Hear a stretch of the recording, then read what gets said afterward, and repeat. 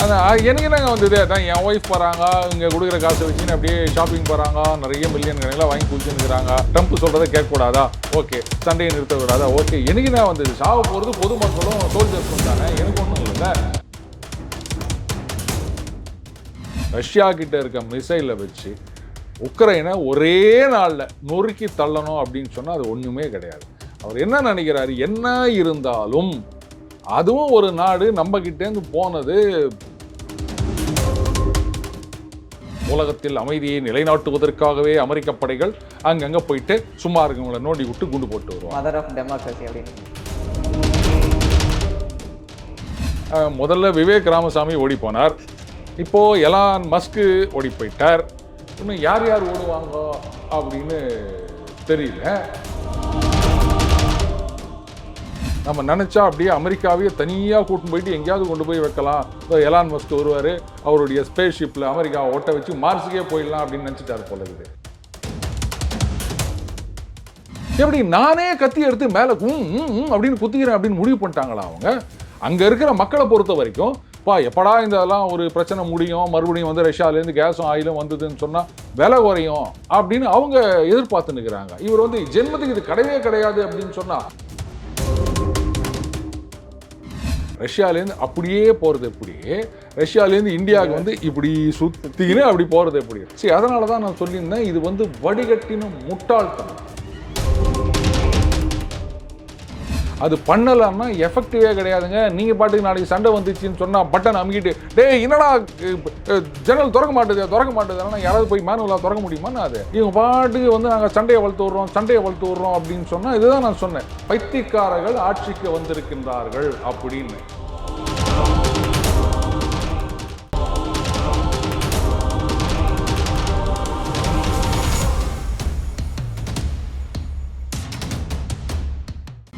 Yellow bench நேயர்களுக்கு வணக்கம். இன்னைக்கு நம்ம கூட டெய்லி பெஞ்ச் அருண் சார் இருக்காரு. அவர்கிட்ட கேட்க நிறைய கொஸ்டின்ஸ் இருக்கு, வாங்க கேட்போம். வணக்கம் சார்.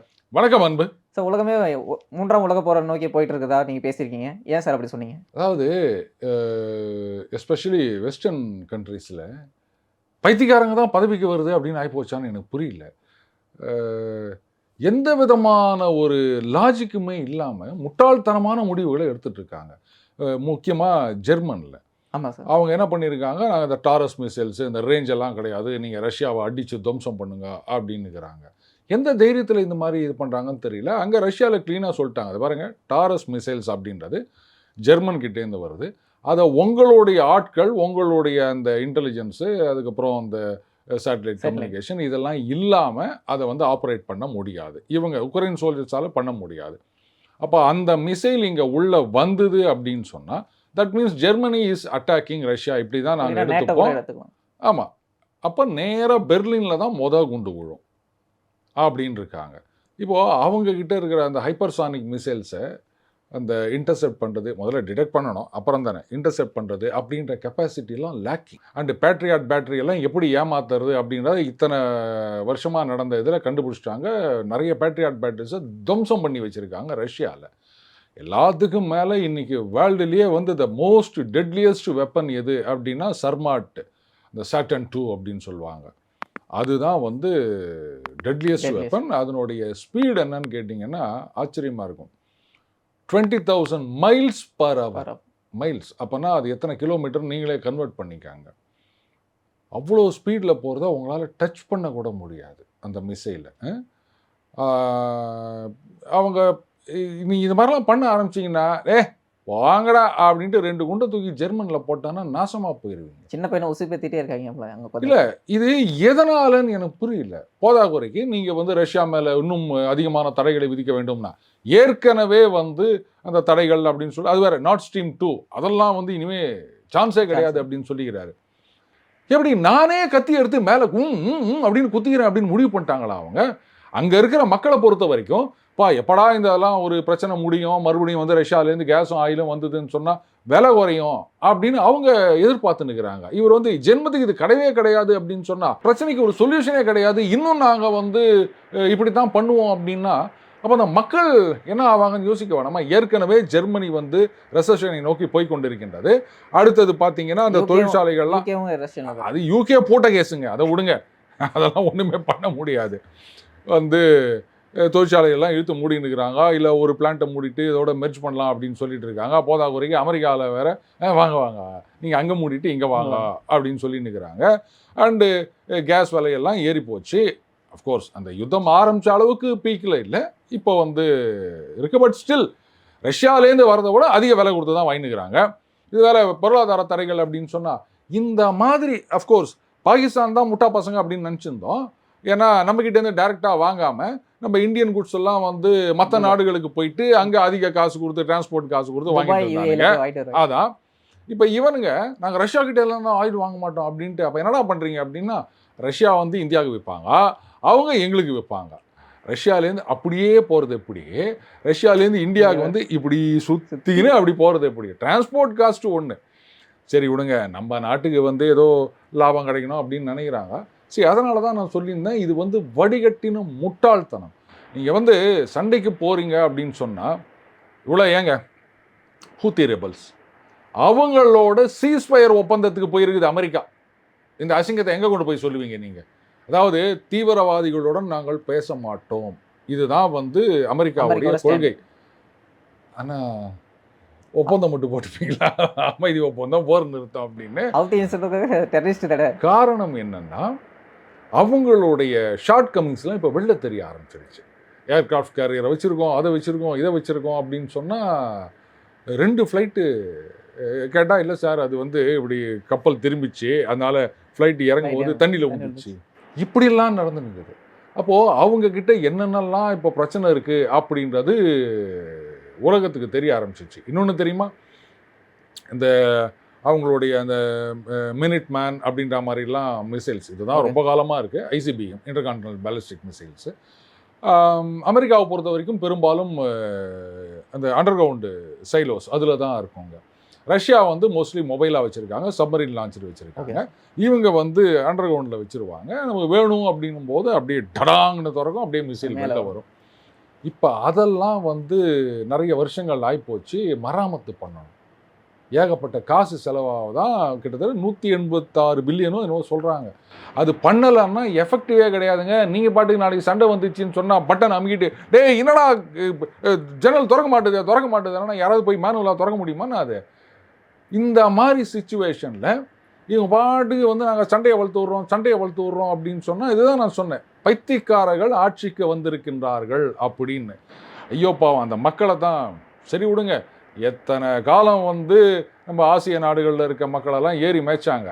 இன்றைக்கி அவங்க அடி வாங்கணும் அப்படின்னு இருந்ததுன்னா அதை யாராலையும் தடுக்க முடியாது. கர்மா has come back to haunt you அப்படின்னு தான் சொல்லணும். இப்போ யுக்ரைன் எடுத்துக்கிட்டால் இதுக்கு முன்னாடி வந்து சின்ன சின்ன இடத்த அட்டாக் பண்ணுறாங்க. இப்போ எடுக்கும்போது மிகப்பெரிய அட்டாக்ஸ் வந்து 200+ மிசைல்ஸ், ட்ரோன் அட்டாக்ஸ் வந்து அதிகமாக பண்ணுறாங்க. அதெல்லாம் கேபிட்டல் பீப்புள் எங்கே இருக்காங்க அங்கே டேரெக்டாக அட்டாக் பண்ணுற போது இது வந்து எக்ஸ்பிளைட் ஆகிறதான வாய்ப்பு இருக்குது. நிச்சயமாக. அதாவது அங்கே ஸ்க்ரூடு குத்து விட்டுறாங்க.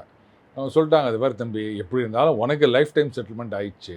ஆனால் எனக்கு என்னங்க வந்தது, அதான் என் ஒய்ஃப் போகிறாங்க, இங்கே கொடுக்குற காசை வச்சுன்னு அப்படியே ஷாப்பிங் போகிறாங்க, நிறைய மில்லியன் கணக்கில் வாங்கி குச்சின்னுக்கிறாங்க. அதனால் எனக்கு ஒன்றும் பிரச்சனை இல்லை. என்ன சொல்கிறீங்களோ நான் கேட்குறேங்க. ட்ரம்ப் சொல்கிறத கேட்கக்கூடாதா? ஓகே. சண்டையை நிறுத்தக்கூடாதா? ஓகே. எனக்கு என்ன வந்தது, சாவ போகிறது பொதுமக்களும் சோல்ஜர்ஸும் தானே, எனக்கு ஒன்றும் இல்லைல்ல.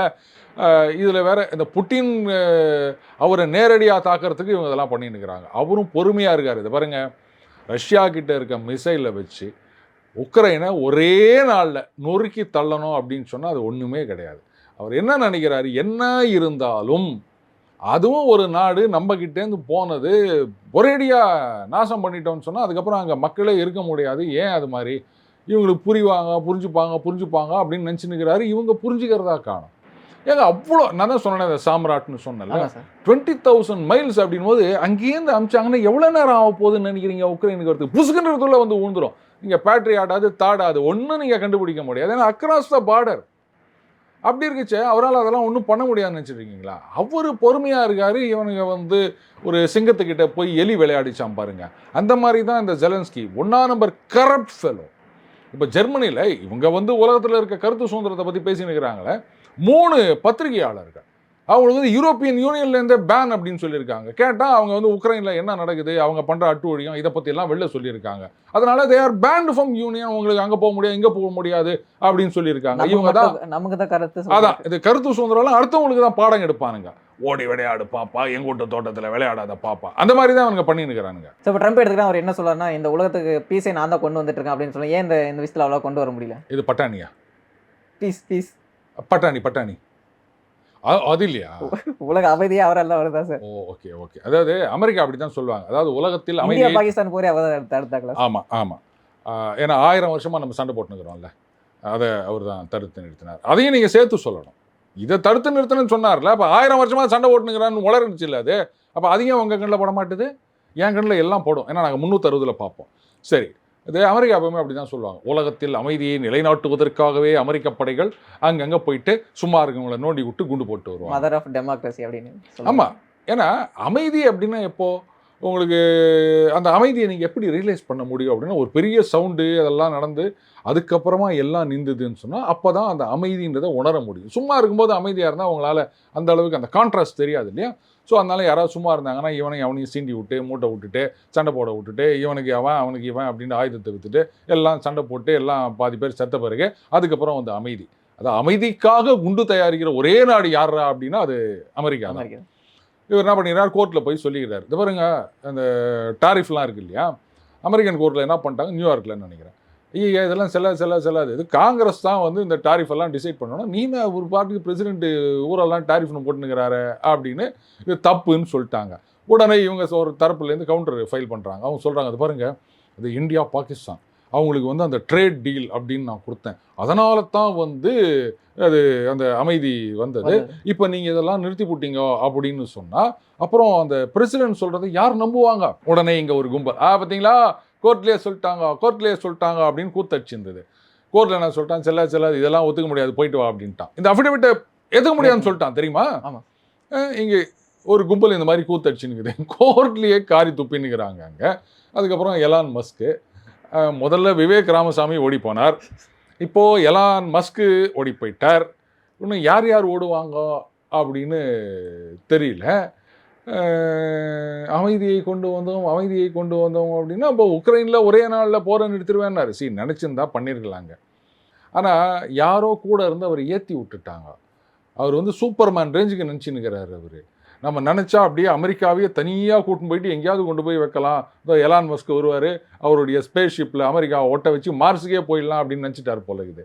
அதனால் ஒரே நேரத்தில் எல்லாரோடையும் பிரச்சனையை ஆரம்பிச்சுட்டு போட்டாருங்க அவர். இப்போ அமெரிக்கா என்ன பண்ணியிருக்காங்க, அந்த சிப்பு அதெல்லாம் வந்து பேன் பண்ணாங்க இல்லையா, சைனாவுக்கு போகக்கூடாதுன்னு சொல்லிட்டு. அவன் வந்து அந்த 3 நானோமீட்டர் போல் இருக்குது, அதை வந்து டெவலப் பண்ணுறோன்ற மாதிரி சொல்லி நிற்கிறான். அந்த ஏஎஸ்எம்எல்னு ஒரு கம்பெனி இருக்குங்க, அதாவது எக்ஸ்ட்ரீம் அல்ட்ரா வயலட் லித்தோகிராஃபி அப்படின்னு சொல்லுவாங்க, சிப் மேக்கிங்கில் அதுதான் வந்து யூஸ் ஆகும். அவங்களுக்கு வந்து அந்த ஜெய்ஸ்ன்னு ஒரு கம்பெனி இருக்குது, அந்த கண்ணாடி தயாரிக்கிற கம்பெனி. அவங்க கிட்டேருந்து ஏஎஸ்எம்எலுக்கு போனால் தான் அவங்க அந்த லித்தோகிராஃபி மெஷின் இது பண்ணுவாங்க. அந்த மெஷினை வச்சு தான் நீங்கள் வந்து இந்த மாதிரி சிப்ஸ் எல்லாம் நீங்கள் மேனுஃபேக்சர் பண்ண முடியும்.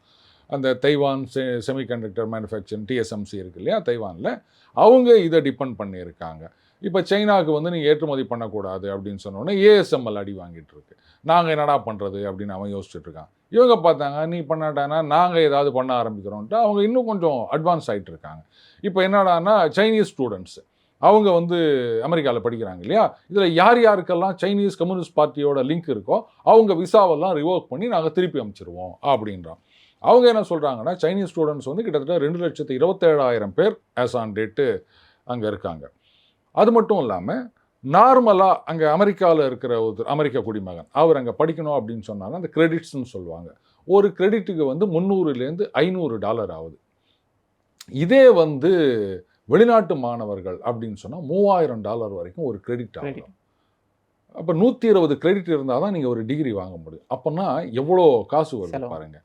ஸோ அவங்க என்ன சொல்கிறாங்க, இந்த சைனீஸ் ஸ்டூடெண்ட்ஸோடைய கான்ட்ரிபியூஷனே கிட்டத்தட்ட 27% அங்கே இருக்கிற யூனிவர்சிட்டி. அதை வச்சு தான் அவங்க வந்து நிறைய ரிசர்ச்ன்றது அதுன்றது இதுன்றது இப்படிலாம் பண்ணிட்டு இருக்காங்க.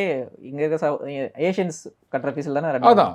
ஸோ அப்படி இருக்குச்சு, நீங்கள் அவங்களெல்லாம் ரிவோக் பண்ணுறாங்கன்னா சைனாலேருந்து வராங்க அப்படின்னு சொன்னால் கம்யூனிஸ்ட் பார்ட்டியோட அவங்களுக்கு சம்மந்தம் இருக்க தான் செய்யும், ஒன்றும் பண்ண முடியாது. இந்த பக்கம் என்ன பண்ணிட்டாங்க, சைனாலேருந்து அந்த ரேர் எர்த் மினரல்ஸ் அந்த எக்ஸ்போர்ட் எல்லாம் டைட் வைக்க ஆரம்பிச்சிட்டாங்க. இப்போ பார்த்தீங்கன்னா அது என்னது பேர் கூட வாயில் நுழையலப்பா, நியோடைமியம் ஃபெரோ போரான் அப்படின்னு ஒன்று, அதாவது ரேர் எர்த் மேக்னெட் அப்படின்னு ஒன்று சொல்லுவாங்க. அது வந்து ஆட்டோமேட்டிவ் இண்டஸ்ட்ரி, காரு, ஈவன் அந்த சைடு விண்டோஸு, ஸ்பீக்கர் சிஸ்டம் அதிலெல்லாம் கூட அது யூஸ் ஆகுது. அது லோ இது, ஹை இது அப்படின்னு இருக்குது. முக்கியமாக ஆட்டோமேட்டிவ் இண்டஸ்ட்ரியில் அந்த மேக்னெட்டு கட்டாயம் வேணும். அதுக்கப்புறம் டிஃபென்ஸ் இதுலேயும் வேணும். இது வந்து என்னென்னா, சைனா வந்து கிட்டத்தட்ட 80 to 90% அந்த சப்ளை செயினை அவங்க தான் வந்து கண்ட்ரோல் பண்ணிட்டு இருக்காங்க.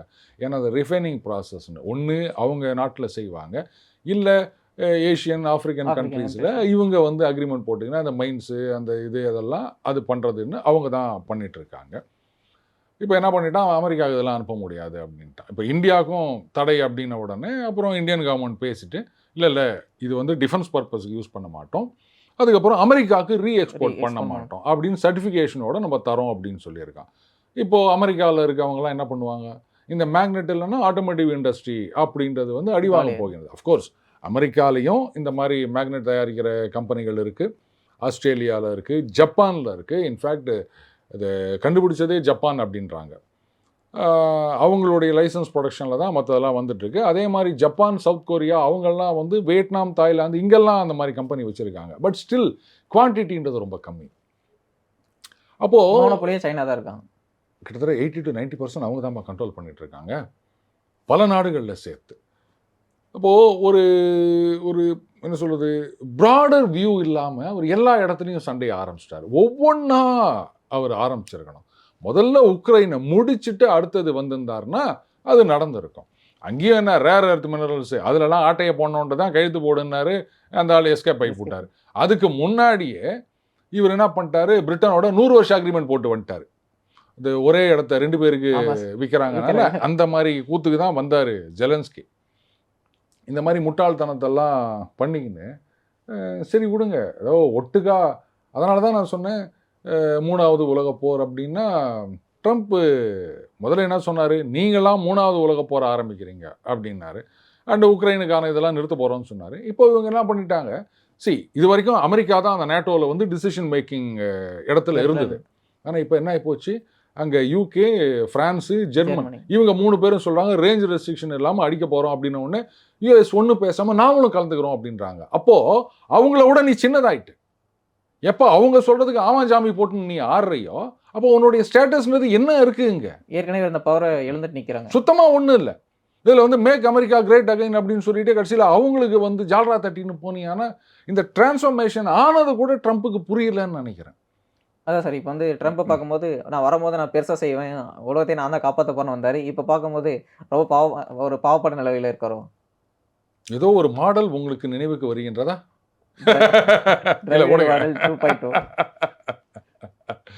ட்ரம்ப் 2.0 அப்படின்னு வச்சுக்கலாம். அது ஒன்றும் இல்லை, ஹஸ் பிகம் மெகாலாமேனியாக்கு. எல்லாமா சேர்ந்து அப்படி ஆரம்பமே அது ரெடி அப்படின்னு பாட்டு பாடினதில் ரொம்ப அதான் சொன்னேன், அந்த சூப்பர்மேன், ஸ்பைடர்மேன், அதுக்கப்புறம் அந்த அயன் மேன், கேப்டன் அமெரிக்கா இதெல்லாம் ஒன்றாக சேர்ந்த கலவையாக அவர் நினச்சிக்க ஆரம்பிச்சிட்டாருன்னு நினைக்கிறேன். இதுதான் அவர் பண்ண தப்பு. ஏனையோ இப்போ கோர்ட்டில் வந்து அந்த டாரிஃபு இது தப்புன்ற மாதிரி சொல்லியிருக்காங்க. பட் சுப்ரீம் கோர்ட்டில் என்ன டிசிஷன் எடுக்கணும் அதெல்லாம் பார்க்கணும். ஈவன் அதர்வைஸ் இப்போது அங்கே பார்த்தீங்கன்னா எல்லாருமே சேர்ந்து ரிப்பப்ளிகன், டெமோக்ராட் 2 பேருமே சேர்ந்து ரஷ்யா மேலே இன்னும் தடைகளை விதிக்க வேண்டும் அப்படின்றாங்க. முட்டா பசங்களா, நீங்கள் அவங்க மேலே தடையை விதிச்சிங்கன்னா அப்புறம் அவன் நியூக்ளியர் ஃபியூயல் அனுப்ப மாட்டேன்னு சொன்னான்னா இங்கே கரண்ட் இருக்காது. ஏற்கனவே ஏஐ வந்து சைனாக்கெல்லாம் இது பண்ணக்கூடாது, நாமளே பண்ணணும் அப்படின்னு சொல்லிட்டு ஏஐக்கான பவர்ன்றது அப்படியே கபன்னு பகாசுரம் மாதிரி இழுக்கும். அதனால தான் வந்து ஒரு எக்ஸிக்யூட்டிவ் ஆர்டரை போட்டு நிறைய நியூக்ளியர் பவர், என்ன நியூக்ளியர் பவர் பிளான்ட்னா என்ன கடகடன்னு ஒரு இலவச கைப்பிடம் கட்டுற மாதிரி 1 மாதத்தில் நடக்கிற விஷயம் அப்படின்னு நினச்சிங்களா? It take years to. அதே மாதிரி தான் அந்த அலுமினியம் இண்டஸ்ட்ரி ஆகட்டும், இல்லை ஷிப் பில்டிங் இண்டஸ்ட்ரி ஆகட்டும், இந்த அங்கே அமெரிக்கா இதில் ரெஜிஸ்டர் பண்ணி போகிற ஷிப்ஸ் எல்லாம் இருக்குது இல்லையா, இந்த ஷிப்பிங் கார்பரேஷன்ஸ்லாம் இருக்குது இல்லையா, அதுக்கு ஒரு சட்டம் கொண்டு வந்தார். என்னென்னா, நீங்கள் வந்து அமெரிக்காவில் தயாரான ஷிப்பை தான் யூஸ் பண்ணணும், இதே சைனாவில் தயாரான ஷிப்பை நீங்கள் யூஸ் பண்ணீங்க அப்படின்னு சொன்னால், ஏன்னா ஷிப் பில்டிங்கில் சைனா எங்கேயோ போயிடுச்சுங்க இன்னைக்கு. ஸோ அதை வந்து நீங்கள் யூஸ் பண்ணீங்கன்னு சொன்னால் அந்த டெட் வாட்டர் டன்னேஜ்னு சொல்லுவாங்க, 1 டன்னுக்கு இவ்வளோ வரி போட போகிறோம் அக்டோபர்லேருந்து அப்படின்னு ஆரம்பித்தார். ஏங்க திடீர்னு நீங்கள் பாட்டுக்கு வந்து அமெரிக்கா தயாரிப்பு அப்படின்னா ரைட்டு, அதுக்கு ஒரு ரிலாக்ஸேஷன் கொடுக்குறேன்.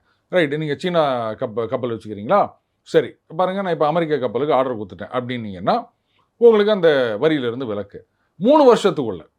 அந்த கப்பல் வந்தான். அப்படி வரலன்னு சொன்னால் இன்னும் நாங்கள் வரி போடுவோம். இப்படிலாம் பண்ணிக்கிறாரு. எதுக்காகன்னா அந்த அமெரிக்காவில் அந்த ஷிப் பில்டிங் இண்டஸ்ட்ரியை ரிவைவ் பண்ணணும் அப்படின்றதுக்காக. சரி, இது ஓகே. ஆனால் எல்லா கம்பெனிகளையும் நீங்கள் அமெரிக்காவுக்கே கொண்டு வரணும் அப்படின்னு சொன்னால் இவ்வளோ நாளாக எதுக்காக அமெரிக்கா கம்பெனிகள்லாம் மற்ற நாடுகளில் போயிட்டு இன்வெஸ்ட் பண்ண ஆரம்பித்தான்? சீப் லேபர், தயாரிப்பு அப்படின்ட்டு. ஸோ என்ன ஆகுது, ப்ராடக்ட்டு அதே விலைக்கு தான் விற்கிறான், கம்மியாயிடுச்சு, லாபம் அதிகமாகிடுச்சு. இப்போது இந்த ஐஃபோன் இருக்கு இல்லையா, அமெரிக்காவில் தயாரிக்கணும் அப்படின்னா வருஷக்கணக்கிலலாம் கஷ்டப்பட்டு நீங்கள் கம்பெனி ஆரம்பிக்கணும்னு அவசியம் கிடையாது. சுலபமாக அது பண்ண முடியும். சிக்கல் எங்கே வருது அப்படின்னு கேட்டிங்கன்னா, சரி கிட்டத்தட்ட ஒரு 90% அவங்க ப்ராஃபிட் வந்து அடிபடுது. ஸ்டில் ப்ராஃபிட், லாஸ் கிடையாது, ஞாபகம் வச்சுக்கணும். ஆனால் அந்த ப்ராஃபிட் மார்ஜின் அப்படின்றது அடிபடுது. அப்போது கம்பெனியோடைய ப்ராஃபிட் குறையும் பொழுது அந்த பேலன்ஸ் ஷீட்டில் பார்ப்பாங்கல்ல, ஸ்டாக் மார்க்கெட்டில் சர்ன்னு இறங்கும். அவங்களுடைய அந்த மார்க்கெட் கேப்னு சொல்லுவாங்க, அது இறங்கும். இவ்வளோ நாளாக உச்சத்தில் இருந்தவங்க இப்போ இது மாதிரி இருக்குது அப்படின்னு சொல்லும்போது அப்போ என்ன ஆகும், அந்த ஷேர் விலை குறைஞ்சதுன்னு சொன்னால் அப்போ ஏராளமான பேர் அடி வாங்குவாங்க. இது வந்து ஒரு செயின் ரியாக்ஷனாக வரும்.